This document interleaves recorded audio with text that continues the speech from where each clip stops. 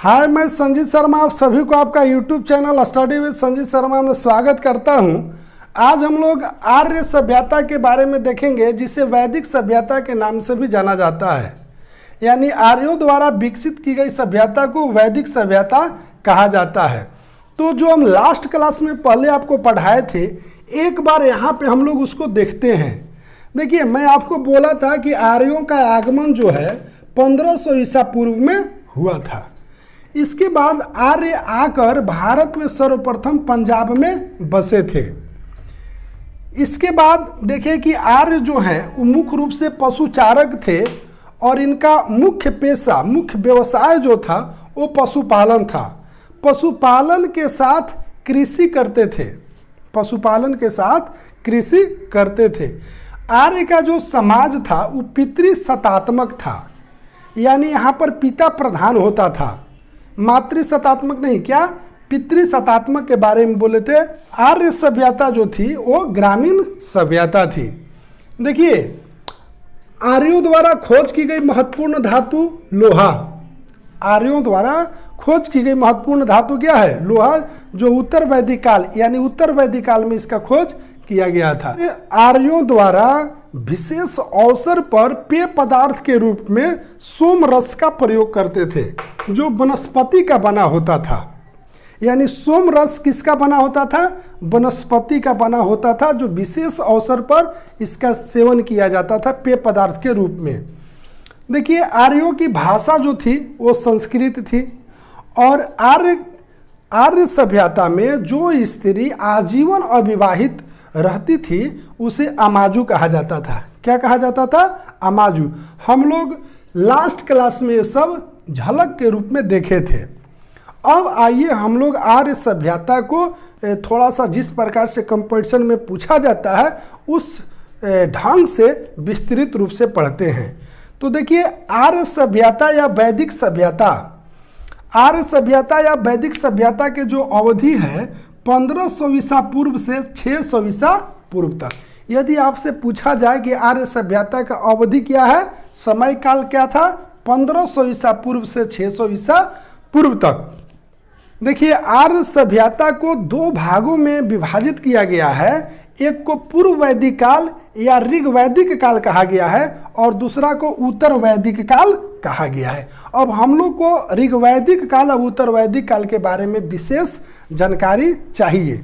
तो देखिए, ऋग वैदिक काल के जो अवधि था वो 1500 ईसा पूर्व से 1000 ईसा पूर्व। ऋग वैदिक काल के जो अवधि था वो 1500 ईसा पूर्व से 1000 ईसा पूर्व ये प्रश्न पूछा जाता है।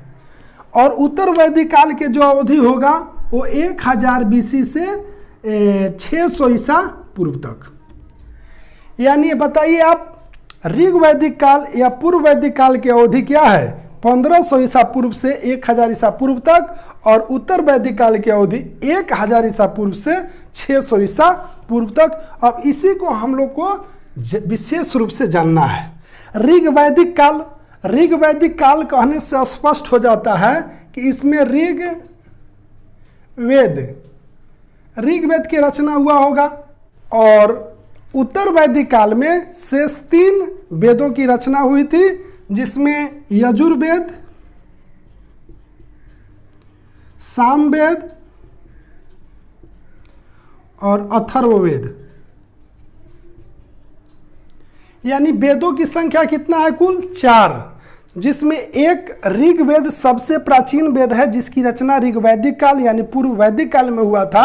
और उत्तर वैदिक काल में शेष 3 वेदों की रचना हुआ, यजुर्वेद, सामवेद, अथर्ववेद। इसके बारे में हम लोग को चर्चा करना है, लेकिन थोड़ा सा यहाँ सुन लीजिए। जैसे प्रश्न पूछा जाता है, पूछेगा कि सबसे प्राचीन वेद कौन है? ऋग्वेद। सबसे प्राचीन वेद कौन है? ऋग्वेद। यजुर्वेद गद और पद दोनों में लिखा गया है। तो प्रश्न पूछा जाता है कि कौन सा वेद गद और पद दोनों में लिखा गया है? तो उसका आंसर क्या होगा? यजुर्वेद। सामवेद संगीत का वेद कहा जाता है। यानी भारतीय संगीत का वेद किसे कहा जाता है? सामवेद को कहा जाता है। अथर्ववेद से 2 प्रकार से प्रश्न पूछा जाता है कि सबसे बाद का वेद कौन है? अथर्ववेद। तंत्र मंत्र जादू टोना इस सभी का वेद किसे कहा गया है? अथर्ववेद को कहा गया है। तो इसके बारे में हम लोग चर्चा करेंगे। आर्य सभ्यता या वैदिक सभ्यता को दो भागों में विभाजित किया गया है, पूर्व वैदिक या ऋग वैदिक काल और एक जो है उत्तर वैदिक काल। तो पूर्व वैदिक काल की अवधि हम आपको बताए थे कि 1500 ईसा पूर्व से 1000 ईसा पूर्व तक, और आपका उत्तर वैदिक काल की अवधि जो है वो 1000 ईसा पूर्व से 600 ईसा पूर्व तक। तो देखिए, पूर्व वैदिक काल और उत्तर वैदिक काल पढ़ाने से पहले आपको ये जान लेना बहुत महत्वपूर्ण होगा कि किस प्रकार से प्रश्न पूछा जाता है और कहाँ कन्फ्यूजन होती है। तो देखिए, पूर्व वैदिक काल या ऋग वैदिक काल में जो युद्ध होता था वो गाय के लिए होता था। युद्ध किसके लिए होता था? गाय के लिए होता था। जबकि उत्तर वैदिक काल में जो युद्ध हुआ वो क्षेत्र विस्तार के लिए होता था। किसके लिए होता था? अपना साम्राज्य का विस्तार के लिए और क्षेत्र के विस्तार के लिए होता था। क्षेत्र विस्तार, यहां तो आप समझ गए होंगे। पूर्व वैदिक काल में जो भी युद्ध हुआ वो गाय के लिए होता था और उत्तर वैदिक काल में जो भी युद्ध हुआ वो क्षेत्र विस्तार के लिए होता था। पूर्व वैदिक काल या ऋग वैदिक काल के सबसे प्रमुख देवता जो थे, प्रमुख देवता ये इंद्र थे। कौन थे? इंद्र। और उत्तर वैदिक काल के सबसे प्रमुख देवता जो हुए वो प्रजापति। प्रजापति, देखिए, पूर्व वैदिक काल के सबसे प्रमुख देवता इंद्र और उत्तर वैदिक काल के सबसे प्रमुख देवता प्रजापति। इनका जो व्यवसाय था, यानी पूर्व वैदिक काल के जो व्यवसाय था वो आपका पशुपालन। पशुपालन यानी पूर्व वैदिक काल के मुख्य व्यवसाय क्या था? पशुपालन। और इनका मुख्य व्यवसाय हो गया कृषि। तो देख लीजिए एक बार फिर से, यहां देखिए, ऋग वैदिक काल या पूर्व वैदिक काल में जो युद्ध लड़ा गया किसके लिए? गाय के लिए। और उत्तर वैदिक काल में जो युद्ध होता था किसके लिए? क्षेत्र विस्तार के लिए। यहाँ के सबसे प्रमुख देवता कौन थे? इंद्र। यानी ऋग वैदिक काल के सबसे प्रमुख देवता इंद्र और उत्तर वैदिक काल के सबसे प्रमुख देवता प्रजापति। थोड़ा सा आप देखिए, उत्तर वैदिक काल में ही लोहा का खोज किया गया था। तो ये भी पूछता है कि किस काल में लोहा का खोज किया गया, पूर्व वैदिक काल या उत्तर वैदिक काल। तो उत्तर वैदिक काल में 1000 ईसा पूर्व में लोहा का खोज किया गया था, जिसका उपयोग 800 ईसा पूर्व में किया गया था। यहाँ पे दोनों प्रकार से प्रश्न पूछा जाता है कि लोहा का खोज कब किया गया? 1000 ईसा पूर्व उत्तर वैदिक काल में। और लोहा का प्रयोग हम लोग कब सीखे? 800 ईसा पूर्व में उत्तर वैदिक काल में ही सीखे थे। पूर्व वैदिक काल में स्त्रियों का सम्मान ज़्यादा था उत्तर वैदिक काल से। यानी ऋग्वैदिक काल या पूर्व वैदिक काल में जो स्त्री की स्थिति थी वो अच्छी थी उत्तर वैदिक काल से। पूर्व वैदिक काल में सभा और समिति जो था, एक संस्था थी, बताएंगे उसके बारे में। तो वहाँ पर स्त्री जो है भाग ले सकती थी, लेकिन उत्तर वैदिक काल में सभा में स्त्री का भाग लेने का अधिकार हटा दिया गया था। थोड़ा सा अभी उसके बारे में हम चर्चा करेंगे, लेकिन मेन जो जहाँ से बार बार प्रश्न पूछता है यही है कि पूर्व वैदिक काल में जो युद्ध लड़ा गया वो गायों के लिए लड़ा गया। इनका प्रमुख देवता इंद्र थे, इनका प्रमुख व्यवसाय पशुपालन था। और उत्तर वैदिक काल में जो युद्ध लड़ा गया वो क्षेत्र विस्तार के लिए लड़ा गया। इनका प्रमुख देवता प्रजापति हो गए और इनका जो मुख्य व्यवसाय था वो कृषि हो गया। तो थोड़ा सा इसको आप लोग माइंड में सेट कर लीजिए, क्योंकि यहाँ से बार बार प्रश्न पूछा जाता है। ऋग्वेद सबसे प्राचीन वेद है। इसमें मंडल, सूक्त और ऋचाएं के बारे में प्रश्न पूछा जाता है। तो मंडल की संख्या है 10। ऋग्वेद में कुल मंडलों की संख्या कितना है? 10। सूक्त की संख्या है 1028 और ऋचाएं की संख्या है 10,462। यहाँ से डायरेक्ट प्रश्न पूछा जाता है, इसलिए इसको माइंड में आपको रखना होगा कि मंडल की संख्या कितना है 10, सूक्त की संख्या कितना है 1028 और ऋचाएं की संख्या कितना है 10,462। अब देखिए ऋग्वेद में कुल 33 प्रकार के देवी देवताओं का वर्णन है। पूछ देता है कि ऋग्वेद में कुल कितने प्रकार के देवताओं का वर्णन है, तो यहाँ पे 33 प्रकार के देवी देवताओं का वर्णन है। ऋग्वेद के अनुसार महत्वपूर्ण नदी और पवित्र नदी, तो महत्वपूर्ण नदी जो है सिंधु था और पवित्र नदी सरस्वती। तो बताइए ऋग्वेद के अनुसार पूर्व वैदिक काल के सबसे प्रमुख नदी कौन थी? सिंधु। और सबसे पवित्र नदी कौन थी? सरस्वती। अब देखिए यहां से कुछ उल्लेख किया गया है, उल्लेख से प्रश्न पूछता है।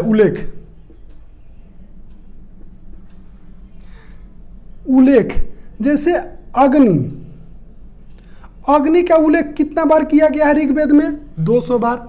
इंद्र का उल्लेख कितना बार किया गया है? 250 बार।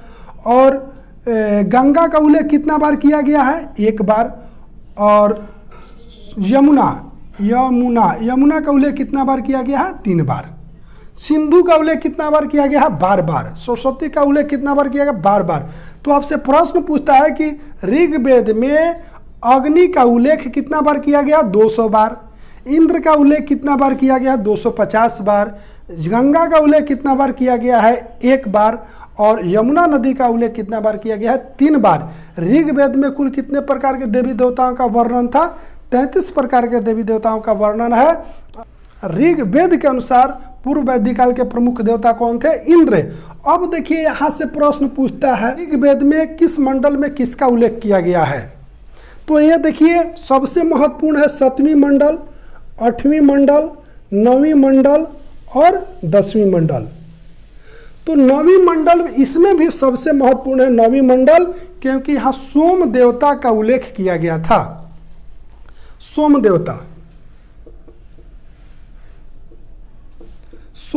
का उल्लेख किया गया है। तो बताइए ऋग्वेद के 9वीं मंडल में क्या है? सोम देवता का उल्लेख किया गया है। सोम देवता यानी जो वनस्पतियों का देवता होते थे उसे सोम देवता कहा जाता था। अभी हम इसके बारे में चर्चा करेंगे सभी देवताओं के बारे में, लेकिन अभी यहाँ देखिए जो बहुत महत्वपूर्ण है 8वीं मंडल में, ऋग्वेद की 8वीं मंडल में क्या है? तो हस्तलिखित ऋचाएं जो था उसको खिल कहा गया।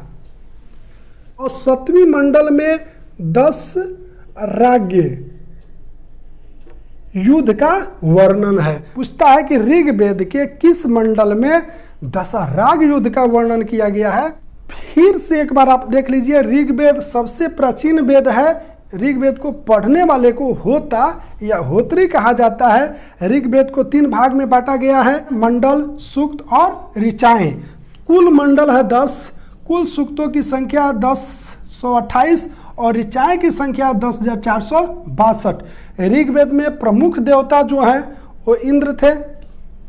ऋग्वैदिक काल के प्रमुख देवता इंद्र थे। ऋग्वेद में कुल 33 प्रकार के देवी देवताओं का वर्णन किया गया है।